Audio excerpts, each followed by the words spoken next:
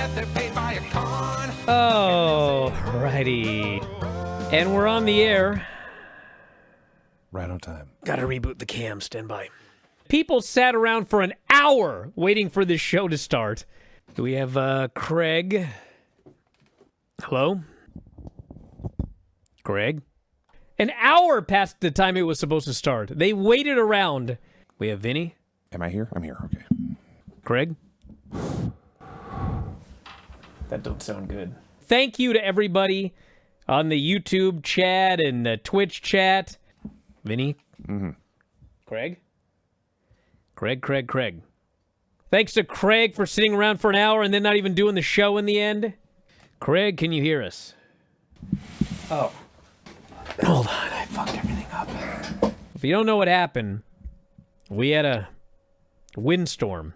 And then these fucking Puget Sound Energy fuckers, they're like, we're all ready to go for tomorrow. We got our trucks all ready. Well, you should have known immediately what was going to happen when they tweeted that shit. Vinny, at this point, still doesn't have power. How long has it been, Vinny? Let's see. 21 hours. 21 hours, Vinny hasn't had power. Yeah. I didn't have power for over 18 hours. It finally came back. Hardys versus Dark State. Vic Joseph tells you these broken Hardys are wrestling in an altered state. Certainly would not be the first time Jeff in particular has wrestled in an altered state. If anybody can explain to me why Dark State beat the Hardys for the NXT Tag Team titles and not Javon and Leon Slater, or why the fucking butt guy, like this Dark State, are two-time NXT Tag Team champions. And Javon has never won any championship of any sort at NXT, including the fucking Heritage Cup, which is at the bottom of a lake. Anyone can explain either of these things to me? I would love to hear it. Wow, look at all these costumes. Let's go in order here. Granny, what in God's name are you? Can't you tell? Oh my God, are you the Macho Man Randy Savage? Yep. That's actually an incredible costume, Granny. I am, as you can tell by my shirt here, Morbius the Living Vampire. Morbius the Living Vampire. I have a Morbius t-shirt, as all comic book characters do, wear their own t-shirt. I got a cape, and of course I got fangs. You might actually do better on this show with that in your mouth. I might. We're going to find out. Oh, God. No, I'm Wayne from Wayne's World. Show the hat. Put your head down a little bit. There we go. The Saturday Night Live sketch in 2 movies. Craig actually did put on a costume after all that whining last week. He's Caesar. I'm in a dress under duress. Hey-o. You waited a week for that, didn't you?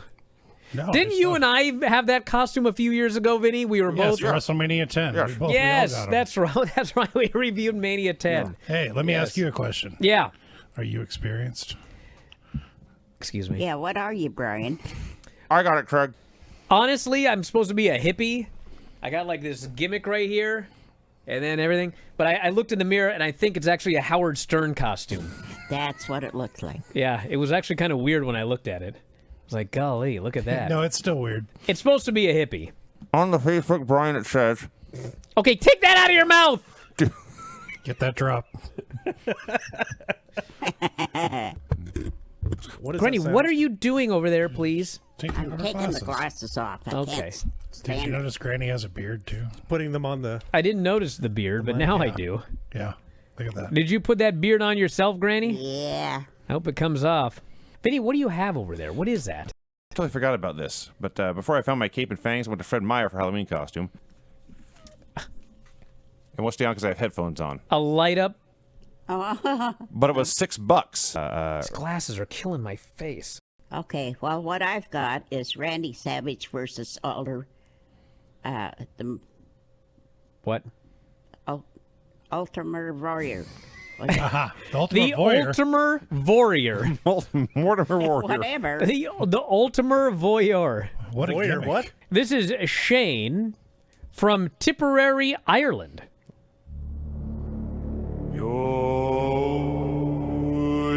Yo, it's Granny from F4W online, and I'm coming to get you.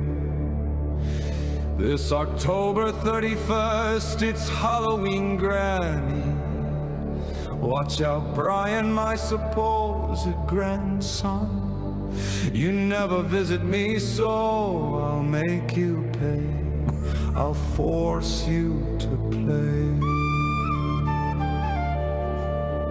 Pinochle and watch Dancing with the Stars. Hey, Big Vinny V, you ain't so big. I'll cut you down to size and feed you to the pig. Greg, I'll kick your leg out of your leg. Dave Meltzer, I'll get you to Lance Storm. I will leave you alone because I like you, Lance. Everyone else, watch out, Granny. Granny is coming for you. That was incredible. I love that. That was good. That's going to be a tough one to top right He was there. going to feed me to pigs. Good. Good. That's what you get for putting those teeth in earlier. Take that out of your mouth. I don't want to be fed to pigs. All right. Keep that one. Could do worse. Pigs should be fed to me. Take that out of your mouth.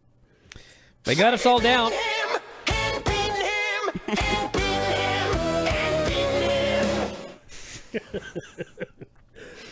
False finish. It was a false finish. I fell for it. Have a happy Halloween. Check that candy for razor blades. Don't you forget that. And we'll talk to you again after a while. Adios. Take that out of your mouth. It opens with a trick or treat tornado tag team match. Orange Cassidy and Darby Allin versus Daniel Garcia and Wheeler Yuta. This was another one where I think they must have announced it like an hour before the show on social media. Because I did go over the lineup for the show on Observer Live. And then I turn on the show and there's a tornado tag with all these big stars. I was like, what? But, you know, he does what he does. He's never going to change. No. So it's a waste of time to complain about it. It really is. I have to say this all the time because people just don't get it. The sickos don't get it. You sickos are right now part of a small elite group of really hardcore fans, okay? If you want this to succeed, it needs to be an open club. And an open club means that you need to explain to people not in the club what's going on. Some people are so violently against this idea. But you have to do this if you want to grow. You're not guaranteed being number 2 forever. You've got to continue to grow. Even you may not ever be number 1, but to stay number 2, you also have to continue to grow. The Young Bucks are the best tag team of all time. They are absolutely incredible. FTR is one of the best tag teams ever as well. But the thing that separates the Bucks is that we see party matches all the time, okay? All the time on this show. But whenever you put the Young Bucks in a party match, there's some crazy imaginative thing. Like every single time, they have such incredibly imaginative ideas for these tag matches. The Don Callis Family Summit. I wrote that all of them came out, and then later realized several were missing. Yeah. He reveals the latest artwork, a portrait of La Familia.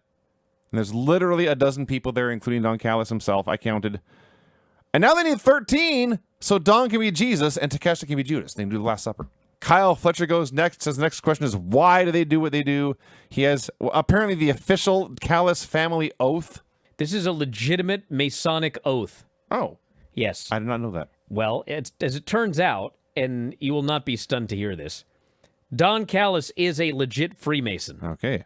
And so he took the oath that you have to take as a Freemason, and apparently he gave it to Kyle Fletcher. That is now the oath of the Don Callis family. Fascinating. Yes. I think countouts should be just banished. Wow. Well, here's the thing. Pick any wrestling show. There will be a match on that show where people are brawling outside the ring for minutes on end. Oh, well, yes. It happens on every single fucking show. And probably more on Dynamite than anywhere else. So therefore, knowing that, you can't do a countout because it feels like you're being fucked as a fan. How many times did William Regal scream War Games? A dozen, we'll say. Okay, Yeah. he had such gravity. I get the gimmick of Orange Cassidy, but if you watch this segment, this got like a pop when he said blood and guts, but barely. It didn't. It didn't get a pop. It got a chuckle. A chuckle. Yes. They spoofed their own program. They made their own big giant match a joke. It wasn't even that funny. No.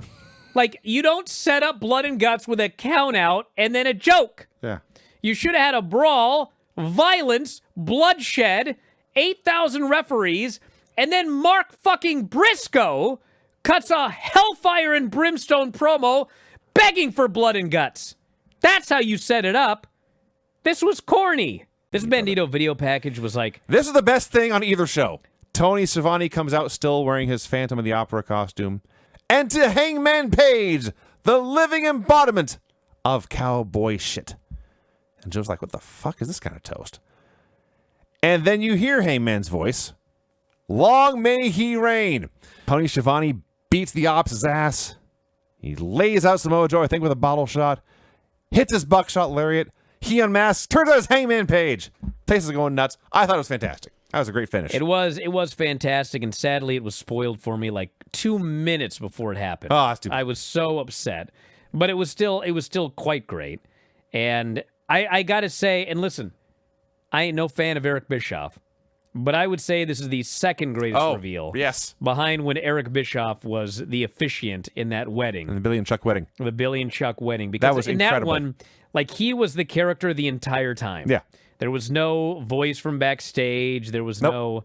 I mean, that was the greatest reveal probably in the history of professional wrestling. Yes. This was great. Tatum is great. Tatum's babyface promo. She comes with the culling and cuts her babyface promo about being the new champion. And she's gotten rid of the dolls. No dolls. She's just a tremendous, likable, charming hero.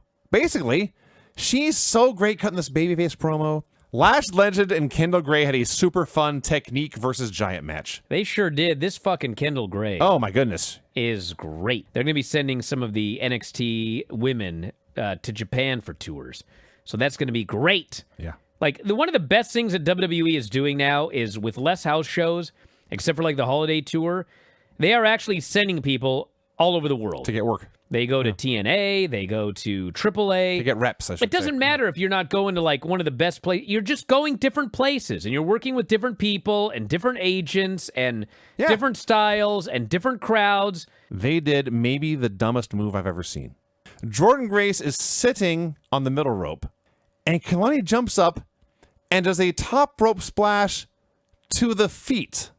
Why did she do a splash to the feet as they were suspended over the mat? I don't know, but it hurt, so it was a good move.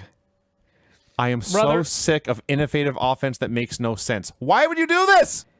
I don't know. This was worse than Lash Legend's double dribble.